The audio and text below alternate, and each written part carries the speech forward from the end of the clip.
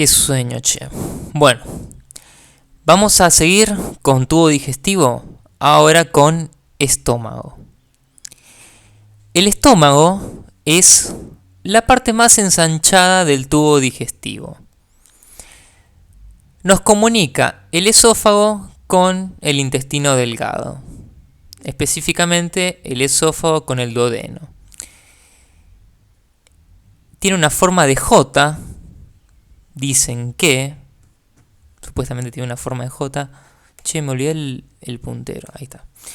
Tiene una forma de J, supuestamente, en donde vamos a decir de que en el estómago el bolo alimenticio, que tenía una consistencia semisólida, que ya comienza en la boca con la masticación, pasa por el esófago, ese bolo alimenticio cuando llega al estómago se va a ver afectado por un montón de acciones mecánicas, por las acciones enzimáticas.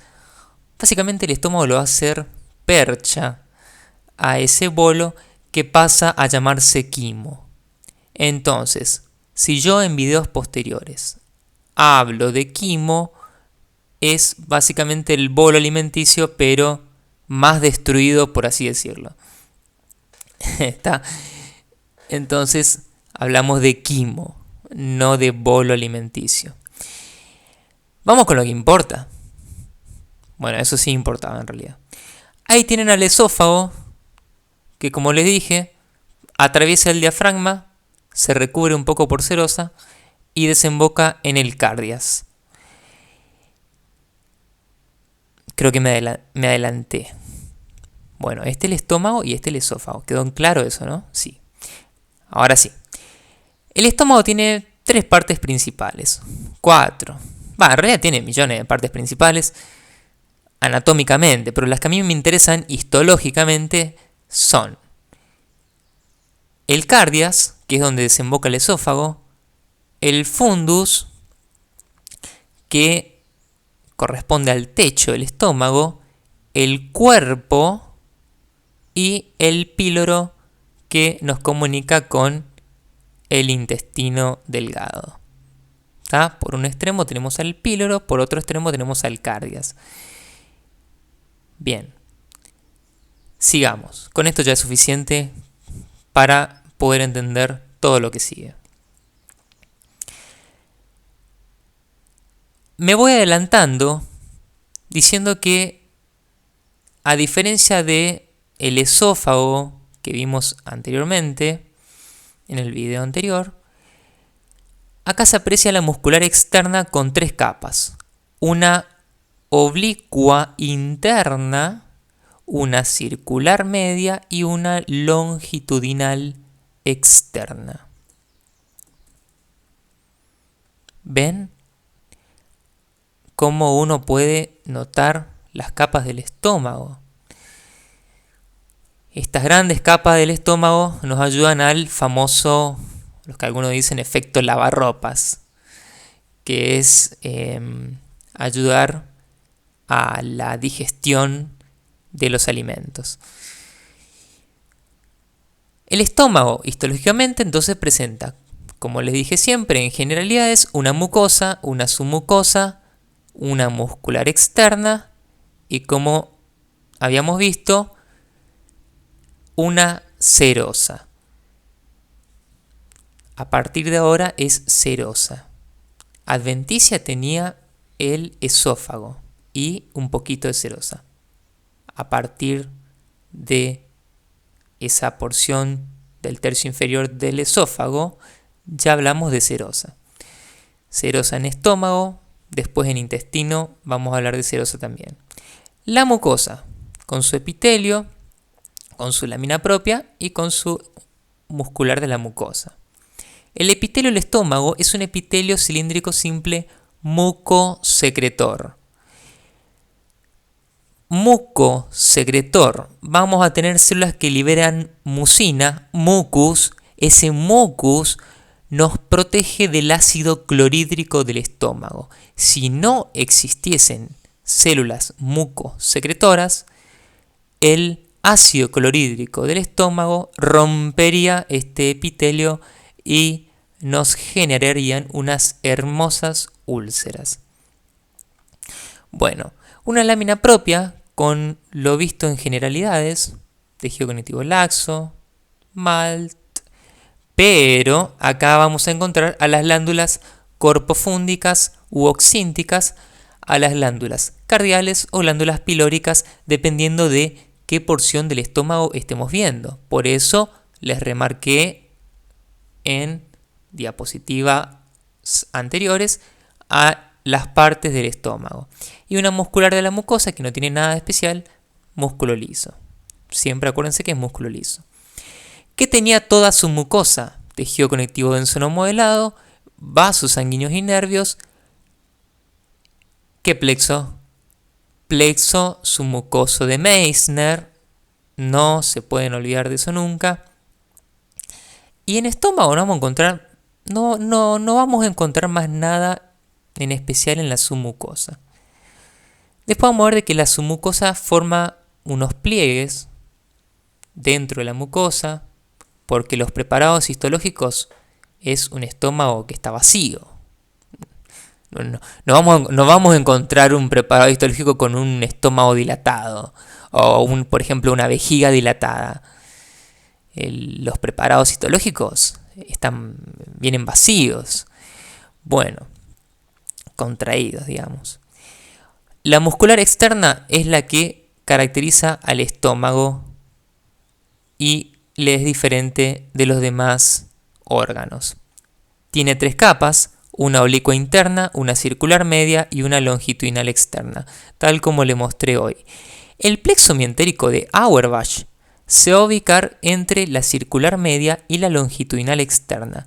Recordemos de que el plexo mientérico de Auerbach y el plexo submucoso de Meissner corresponden a fibras nerviosas parasimpáticas que inervan a la muscular externa y que tienen una amplia relación entre sí.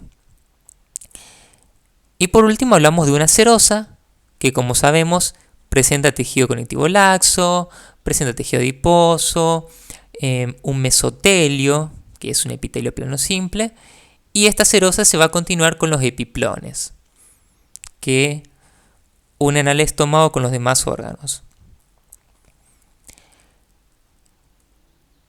Esta diapositiva tienen que saberla sí o sí como mínimo para la parte teórica, a la hora de describir la histología del estómago.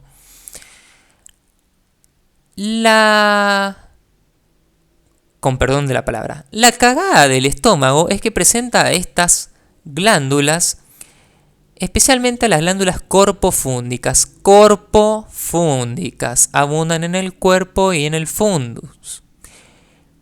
Esas glándulas corpofúndicas u oxínticas son glándulas tubulares simples, rectas, que están pegadas unas sobre las otras y están formadas por 5 células o 4.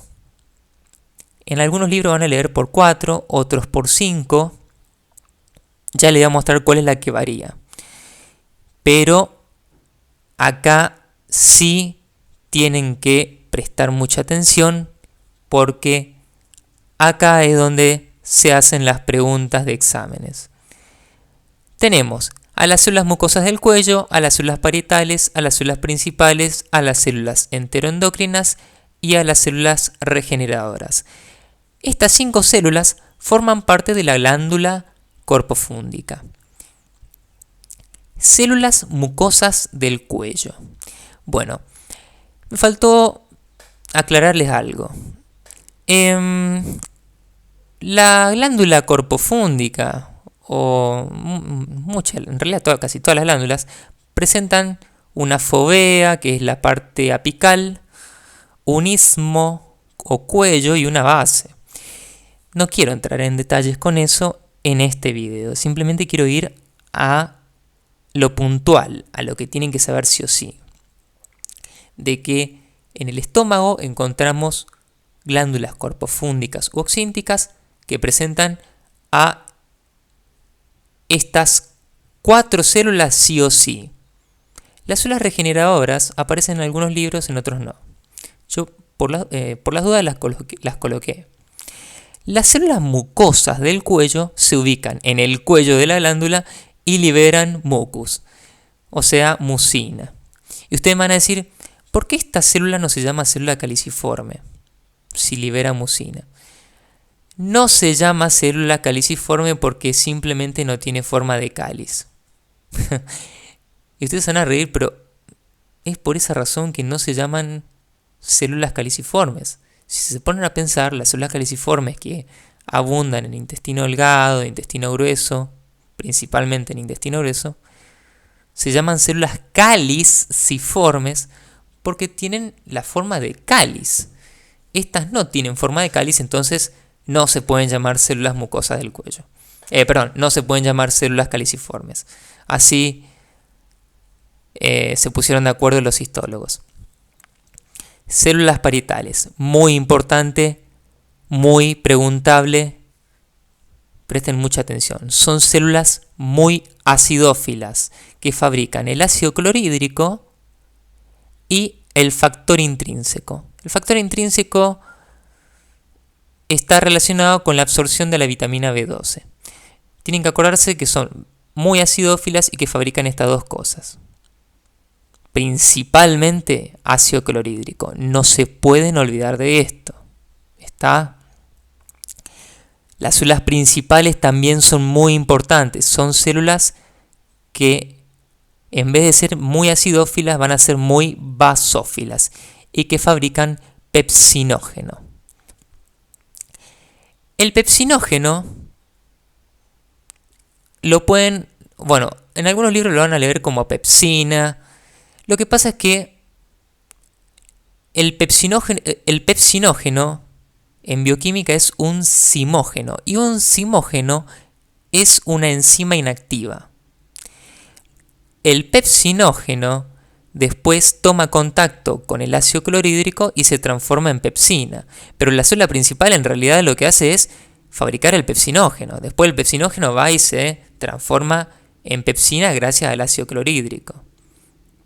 Bueno, como sea, tienen que saber que las parietales son acidófilas, que las principales son basófilas y lo que fabrican. Sí o sí. Si no saben esto, están absolutamente desaprobados. Células enteroendocrinas. Enteroendocrinas. Y ustedes van a decir, pero si dice entero viene más o menos de intestino, me suena intestino. Y sí, las células enteroendocrinas predominan en el píloro, que se acerca al duodeno. Son células básicamente que fabrican hormonas y que pueden presentar alrededor un halo claro perinuclear, pero básicamente fabrican hormonas. Varias hormonas, no voy a entrar en detalles. La gastrina es una, por ejemplo. Son muchas hormonas. Ustedes como básico tienen que saber de que las células enteroendocrinas son células que fabrican hormonas y que predominan en el píloro, que está cerca del intestino. Enteroendocrinas. Fíjense que el nombre les puede decir mucho. El nombre les dice bastante. Y las células regeneradoras, adivinen qué van a hacer. Son células que regeneran a los demás tipos celulares. Se muere alguna de estas y es regenerada por, adivinen qué células, por las células regeneradoras. Bueno, glándulas cardiales. Las glándulas cardiales van a predominar, adivinen dónde, en el cardias. Y en el cardias van a ser células donde van a liberar mucho mucus, por lo tanto van a predominar las células mucosas del cuello y son, a diferencia de estas, son glándulas tubulares compuestas. Bien, ya vamos a pegarle un vistazo a esto. Las glándulas pilóricas, que son las que se acercan al duodeno, son glándulas tubulares simples donde predominan las células mucosas del cuello y las células enteroendocrinas. Las glándulas pilóricas son tubulares simples pero bien ramificadas. forman como si fuese un árbol. Después vamos a ver bien. Y esto es lo que nos permite el diagnóstico diferencial. Esta región no se compara con las demás regiones. La región en donde se encuentran las glándulas pilóricas es totalmente diferente a las demás regiones. Como les dije, predominan las células mucosas del cuello y las células enteroendocrinas. Bueno, seguimos. Este es un estómago, visión general. Fíjense el epitelio. Bueno, en realidad todo esto es la mucosa. La lámina propia casi no se ve, porque está repleta de glándulas. Son montones de glándulas apiladas unas sobre las otras.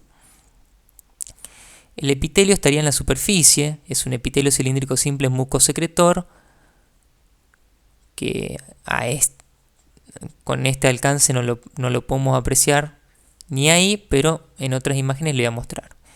Y fíjense, esto corresponde a pliegues que hace la submucosa, formando lo que se llaman arrugas gástricas. Bueno, esta submucosa es como que se mete en la mucosa, porque este estómago está vacío, ¿no? Luego viene la muscular externa, donde nos aprecian bien los cortes, los cortes oblicuos, la circular interna y la longitudinal externa, pero saber entonces de que acá tenemos indudablemente, y por la acidofilia también nos podemos dar cuenta, a la muscular externa. Y no se alcanza a ver bien, pero acá estaría el mesotelio. Tiene muy poco aumento esta imagen. Es un preparado horrible de la facultad, pero fíjense, esto lo encuentro acá, a la submucosa. Y un epitelio que lo vamos a ver así. Realmente, gente, estoy sin internet. No puedo sacar fotos copadas para mostrarles. Esto es lo que me pasaron. Pero bueno, algo zafa y algo se ve. El epitelio del estómago no se compara con los de los demás. Hacer un diagnóstico diferencial de estómago es fácil, muy fácil.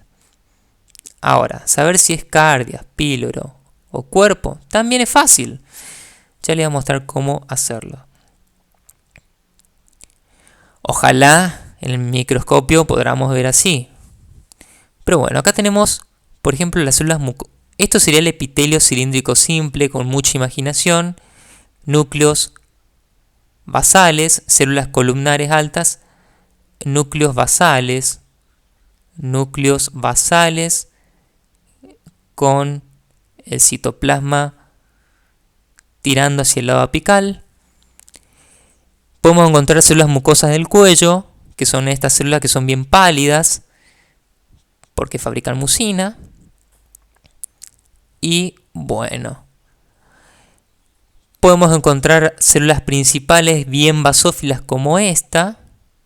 Por ejemplo, esta es una célula principal. Generalmente se ubican cerca de la base las células principales. Después le voy a mostrar bien en otras imágenes. Pero todo lo que ustedes vean basófilos, péguenle como que sean células principales. Seguramente lo son. Ahora, estoy buscando una célula parietal. Una célula parietal, a ver. Bueno, esto es para que ustedes vean que el video me mandé así nomás a hacerlo y no lo preparé mucho. Todo lo que encuentren con citoplasma acidófilo vendría a ser una célula parietal. Esta puede ser tranquilamente una célula parietal.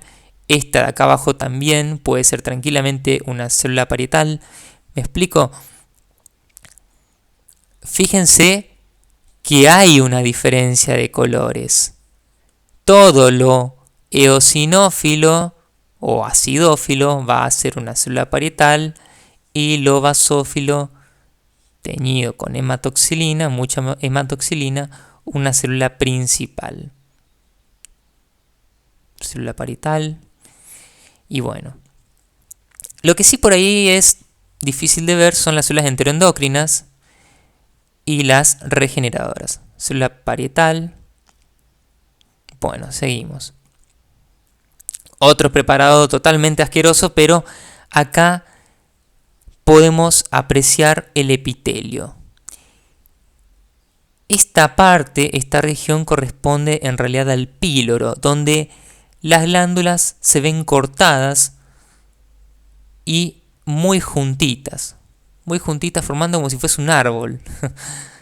Yo lo asimilo como un árbol, pero se ven muy juntitas a las glándulas y son bien ramificadas. Esto es submucosa. Bueno, esto es píloro. ¿Está? Acá de nuevo, lo mismo. El epitelio, una submucosa, una muscular y el mesotelio. Es difícil de distinguir la muscular, gente. Dudo mucho que les pregunten. Lo que sí, si tienen un mayor aumento, pueden encontrar algún que otro nervio por esta zona y entonces decir, bueno, la circular media está de este lado, la longitudinal externa del otro lado, que corresponderían nervios del plexo de Auerbach, el plexo mientérico de Auerbach. Esto es píloro, gente. Fíjense la diferencia que hay entre esto y esto. Forman glándulas son glándulas ramificadas, tubulares simples pero ramificadas, que forman como si fuese un árbol. Yo lo asimilo así al menos. Tiene un aspecto de árbol. Y esto es muy diferente a lo que vimos anteriormente. Fíjense la diferencia. Entonces, al ver esto ya podemos hacer un gran diagnóstico diferencial de que corresponde a píloro por la forma de las glándulas. Acá vemos un gran nódulo linfático. Y bueno, después todo glándulas. Está repleto de glándulas el epitelio del estómago. De hecho, las glándulas corresponden a tejido epitelial, así que fue una redundancia. Este es un preparado donde solamente se ve el estómago, o sea, el cuerpo, el estómago, no veo ni píloro ni cardias. Bueno, acá esta región correspondería a píloro porque se empiezan a ramificar las glándulas y bueno, empiezan a formar entonces las ramificaciones. Y qué lástima que no puedo seguir acá. Qué lástima que no tengo un microscopio virtual ahora porque no tengo internet para poder mostrarles esta región. Pero acá nos estaríamos acercando a píloro. Una submucosa que forma los pliegues. Acá se ve muy bien la muscular de la mucosa, increíblemente, que nos separa de la submucosa. Y la muscular externa con una circular interna y una longitudinal externa. La oblicua que difícil de verla, como les dije. Esto es pregunta de super recontra archi remil examen. La unión esófago-gástrica. Ustedes tienen dos formas de analizar el estómago a la hora de verlo. Primero, ustedes lo que tienen que hacer es darse cuenta que es estómago. Bien, ¿se dieron cuenta que es estómago por el epitelio, que es muy característico? Perfecto. Tienen que irse a uno de los extremos. Váyanse a uno de los extremos. Y se pueden encontrar con el cardias o con el píloro. Con glándulas cardiales o con glándulas pilóricas. Identificar cardias es muy fácil porque acá ocurre la transición del epitelio del esófago con el epitelio cilíndrico simple mucosecretor del estómago. Esto es el epitelio del esófago, un epitelio plano estratificado no queratinizado. Y de la nada se corta acá y se empieza a formar un epitelio cilíndrico simple mucosecretor, donde predominan las glándulas cardiales, que yo le dije que eran glándulas tubulares compuestas, donde predominaban ¿qué células? Las células mucosas del cuello. Y fíjense la gran cantidad de células mucosas del cuello que vemos. Son todas estas células pálidas que fabrican mucus. Bueno, acá es muy común el cáncer de estómago, en esta zona, en el cardias, porque estas celulitas de acá, por ejemplo, no saben si venirse para acá o venirse para acá. Entonces terminan haciendo cagada y forman cáncer. Es muy común el cáncer en las transiciones de epitelio. Lo mismo pasa, por ejemplo, en endocervix con exocervix, donde hay una transición muy parecida a esta, de un epitelio plano estratificado no queratinizado del exocervix a un epitelio cilíndrico simple del endocervix. Ahí también es muy común, por ejemplo, encontrarnos con el cáncer de cuello uterino. Pero esto es muy preguntable. De hecho, a mí me preguntaron en el final esto. Acá, en un preparado real de la facultad, o sea, en un preparado horrible. Nada, mentira, este preparado se ve bien. Seguro que yo saqué la foto. Vemos un epitelio, nada, tan egocéntrico no soy. Un epitelio plano estratificado no queratinizado con abundante queratina. Esta rata tenía bastante queratina, che. Y de la nada, este epitelio plano estratificado no queratinizado se transforma en un epitelio cilíndrico simple. Que vos vas a decir, ¿dónde está el cilíndrico simple? Se ven en realidad la gran cantidad de glándulas cardiales. Pero vayan a uno de los extremos y traten de encontrar esta transición de epitelios. Si lo encontraron, entonces, enhorabuena, es cardias. Ahora, si empiezan a ver una forma de árbol, como les dije antes, es píloro. Y si no ven nada, es simplemente cuerpo. Y ahí tienen que definir las glándulas corpofúndicas, etcétera, etcétera. Acá de vuelta, el epitelio plano estratificado no queratinizado del esófago a un epitelio del estómago. Otra imagen de lo mismo. Cada vez imágenes más feas, ¿vieron? Pero bueno, es lo que hay. Lo mismo. Parece la cabeza de un caballito de mar, le dicen algunos. En histología hay mucha imaginación. Bueno, gente, este es un aumento del epitelio del estómago. Acá se ve muy bien el epitelio cilíndrico simple, donde las células son columnares o altas y el núcleo, que es bien basófilo, tiende a tirarse hacia la base. Fíjense, todo esto es el epitelio cilíndrico simple. La fovea. Ahora, acá vamos a estar viendo un gradiente de colores, es lo que yo llamo. Vamos a encontrarnos con células parietales y células principales. Las células principales son todas las que ustedes ven en color azul. Y no digan color azul, digan basófilas. Células basófilas. Por ejemplo, esta es una célula principal, esta también.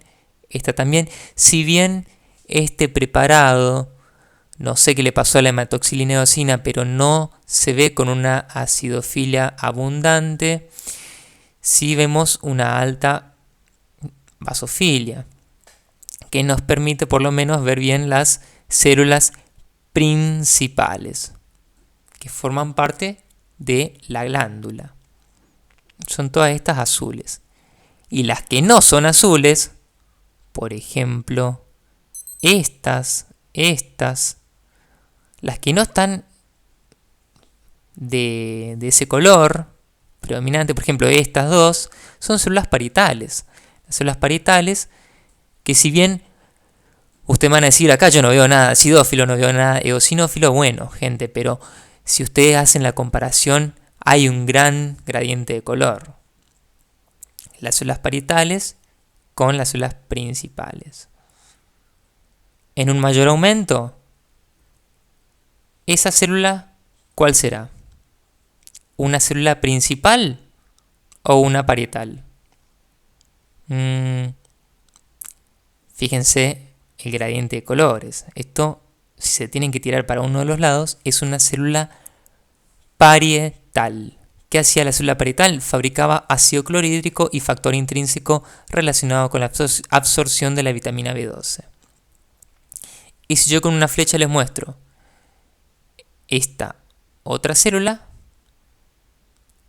vean la basofilia y corresponderá a una célula principal, en donde es una célula que es la que fabrica el pepsinógeno, que es un zimógeno.